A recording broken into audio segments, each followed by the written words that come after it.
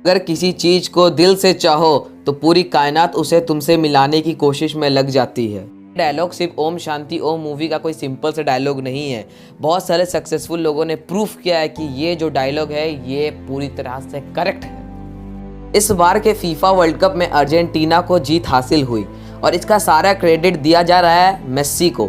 हाँ, कहीं ना कहीं उन्हें यह क्रेडिट देना सही भी होगा, क्योंकि अर्जेंटीना का जो एंड टोटल स्कोर था वो था 18 गोल्स, जिसमें से 13 गोल सिर्फ अकेले मेस्सी के थे। मेस्सी ने जैसे ही फीफा वर्ल्ड कप को जीता वैसे ही उनके इंस्टाग्राम पर 10 मिलियन फॉलोअर्स बढ़ गए। और फीफा वर्ल्ड कप का जो ट्रॉफी का फोटो आप स्क्रीन पर देख पा रहे हैं, ये फोटो बन चुका है इंस्टाग्राम में सबसे ज़्यादा लाइक करने वाला फोटो। इसने इंस्टाग्राम का जो एक पहला फोटो था एक एग का, उसका रिकॉर्ड भी तोड़ दिया है।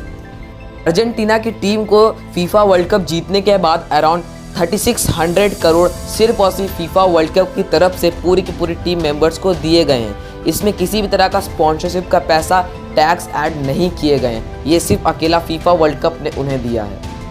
अर्जेंटीना में एक नया लॉ स्टैब्लिश हो गया है मेस्सी के चलते कि अब वहाँ पर अर्जेंटीना में कोई भी पेरेंट्स अपने बच्चे का नाम मेस्सी नहीं रख सकते हैं, जिसके चलते कोई भी तरह का फ्यूज़न नहीं रहेगा और वो इस ऐतिहासिक मोमेंट को हमेशा याद रखेंगे। अर्जेंटीना के लोग जिस तरह से रोड पर आके अपनी टीम को सपोर्ट कर रहे हैं वो अनबिलीवेबल है। उनकी जो फोटोज़ इंटरनेट पर वायरल हो रही है, ऐसा पहले कहीं भी देखा नहीं गया था। इस बार के फीफा वर्ल्ड कप में पोर्तुगल की टीम फाइनल तक नहीं पहुंच पाई। रोनाल्डो का ये रोने वाला वीडियो सोशल मीडिया में बहुत वायरल हो रहा है। बट जिस तरह मैंने आपको वीडियो की स्टार्टिंग में एक कोट बताया था जिसमें कहा जा रहा था कि किसी भी चीज़ को दिल से चाहो तो पूरी की पूरी कायनात तुम्हें उससे मिलाने के काम में जुट जाती है, तो क्या यहाँ पर रोनाल्डो और बाकी प्लेयर्स दिल से नहीं चाहते थे कि उनकी टीम फीफा वर्ल्ड कप को जीत पाए? अब आप सब बोलेंगे नहीं यार, देखो यहाँ पर ना सक्सेस जो है वो कुछ रेशियो में बटा हुआ रहता है कि तुम्हें सक्सेस चाहिए तो तुम्हें हार्डवर्क भी करना होगा, साथ साथ में डिटर्मिनेशन भी होना चाहिए। मैं बाकी प्लेयर्स को हटा देता हूँ, मैं सिर्फ रोनाल्डो के बारे में बात करता हूँ कि क्या रोनाल्डो के अंदर hard work, patience, consistency, best player के सारे क्वालिटीज़ नहीं थे?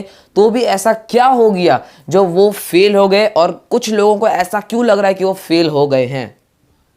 आंसर बताऊं कि पहली बात तो रोनाल्डो फेल हुए ही नहीं है। रोनाल्डो बहुत पहले ही सक्सेसफुल है, और यहाँ तक कि रोनाल्डो ही नहीं, मेस्सी भी बहुत पहले ही सक्सेसफुल है। अगर रोनाल्डो और मेस्सी दोनों ही फीफा वर्ल्ड कप नहीं जीतते तो भी कोई इशू नहीं था, उनके ऊपर कभी भी फेलियर का टैग नहीं लगता, क्योंकि सक्सेसफुल लोगों के अगर हम लोग डिस्क्राइब करें तो उनके लिए सक्सेस का मतलब कुछ और ही है। तो मेस्सी और रोनाल्डो कभी भी फेल हुए ही नहीं, उनके पास हमेशा सक्सेस का टैग बना रहता है। सक्सेसफुल लोग कहते हैं कि अगर आपको एक दिन सक्सेसफुल बनना है तो आपको 2 स्टेज में सक्सेसफुल होना होगा, तब आप एक रियलिटी में सक्सेसफुल होंगे। वो 2 स्टेजेस हैं। पहला स्टेज में आपको स्पिरिचुअली और मेंटली, सेकंड स्टेज में फाइनेंस, फैमिली और हेल्थ। मेस्सी और रोनाल्डो दोनों में ही सक्सेसफुल थे, इसलिए बहुत पहले ही मेस्सी और रोनाल्डो सक्सेसफुल हो चुके हैं अपनी लाइफ में।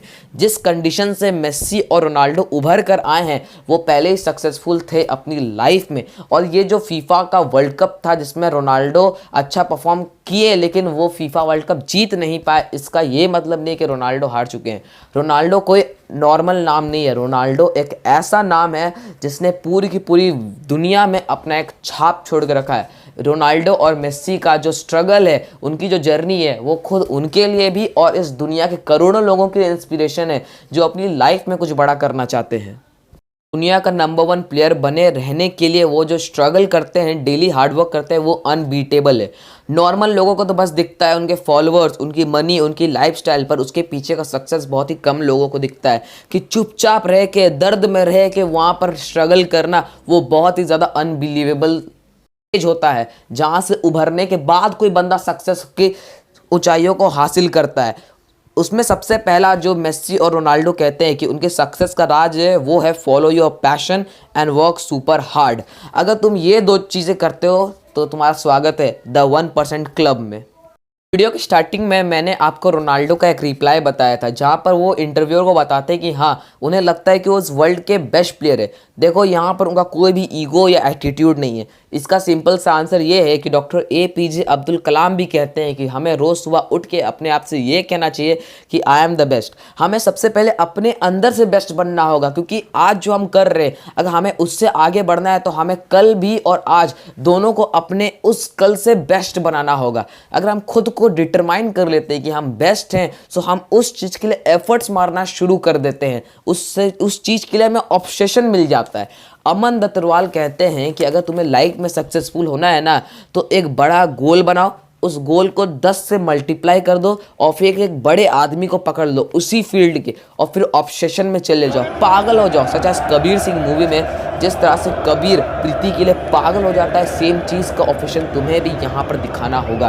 और इसी पागलपन के चलते आज रोनाल्डो और मेस्सी इन ऊंचाइयों पर है। कुछ वीडियो क्लिप्स में आपने भी देखा होगा कि रोनाल्डो और मेस्सी दोनों एक दूसरे को बहुत ज़्यादा रिस्पेक्ट करते हैं। आज तक कभी भी दोनों ने किसी भी सोशल मीडिया पर या कभी भी खुले प्लेटफॉर्म में किसी के बारे में कोई भी बुराई नहीं। यहाँ तक कि कोई भी फुटबॉल प्लेयर, चाहे वो किसी भी सेक्टर का क्यों नहीं हो, चाहे वो क्रिकेट का हो चाहे बैडमिंटन का हो, आज तक कोई भी किसी को हेट नहीं करते। वो तो लोग ऐसे होते हैं जो उन चीज़ों को बना देते हैं और सक्सेस इस तरह से डिटरमाइन नहीं किया जा सकता। अगर मैं मेस्सी के बारे में बात करूं तो मेस्सी का भी ये फीफा वर्ल्ड कप जीतना एक बहुत ही बड़ा इंस्पिरेशनल जर्नी है। उन्होंने काफ़ी सारे पहले से अचीवमेंट्स कर रखी हैं, लेकिन उनकी कंट्री अर्जेंटीना को ये पोजीशन दिलाना, ये अचीवमेंट दिलाना उनका बहुत बरसों से सपना था। एक बार तो वो जब लास्ट 2018 में तो वो गिव अप कर चुके थे कि अपने रिटायरमेंट तक की उन्होंने घोषणा कर दी थी कि अब वो फीफा वर्ल्ड कप नहीं खेलेंगे, लेकिन उनके अंदर का पैशन था, उनके सपोर्टर्स का ये मानना था कि मेस्सी कर सकते हैं और उनका जो स्ट्रगल था फीफा वर्ल्ड कप जीतने का, वो जो इतने बार फेलियर्स को मात दे के वो इस सक्सेस को हासिल किए। एक बार में वो फीफा वर्ल्ड कप नहीं जीते, उससे पहले उनका बहुत सारे स्ट्रगल्स थे। ऐसा नहीं कि मेस्सी हर मैच जीतते हैं, ऐसे ही मैचेस हैं जहाँ मेस्सी हारे हैं, लेकिन उन्होंने कभी भी गिव अप नहीं किया। ये मेन एटीट्यूड है कि तुम कभी भी गिव अप नहीं करते। जिस बंदे ने गिव अप कर दिया ना यार, उसकी कहानी डेड है। और आज मेस्सी जो वो पुराना स्ट्रगल, जो पुराने फेलियर्स को लेकर आए थे, उन्होंने यहाँ पर बेस्ट परफॉर्म किया। सीने से लेके आड़ी टेढ़ी तक का जोर लगा के उन्होंने इस बार का मैच खेला। इस बार का जो मैच था वो अनबिलीवेबल था। मैंने मैच देखा और मैंने मेस्सी के अंदर वो चीज़ देखी और सही में कहा कि 8 वंडर है। मेस्सी को गोट बोला जाता है, ग्रेटेस्ट ऑफ ऑल टाइम, और ये सही है क्योंकि उनका जो डेडिकेशन है, उनका जो पैशन है, उनका जो तरीका है, उनका हार्डवर्क है, वो बहुत ही ज़्यादा एब्सोल्यूट है। और एंड में बस इतना ही कहना चाहूँगा ना कि जो सक्सेस, जो लाइफस्टाइल हम सबको दिखती है ना, हर बार वो ऐसी होती नहीं है। उसके पीछे का रातों की स्ट्रगल होती है, रातों की मेहनत होती है, जो हम सब इग्नोर करते हैं, अंडररेट करके रखते हैं। और सब कहते हैं ना कि बहुत कंपटीशन है इस दुनिया में, बहुत कंपटीशन है। मेस्सी और रोनाल्डो बनने में कोई कंपटीशन नहीं है। तो एक बार जाओ वहाँ, ट्राई करो और फोड़ो। हम सब की इतनी औकात है ना कि इस वर्ल्ड में किसी की इतनी औकात नहीं है कि हमें कुछ अचीव करने से रोके। No one have the potential to stop us. I am unstoppable.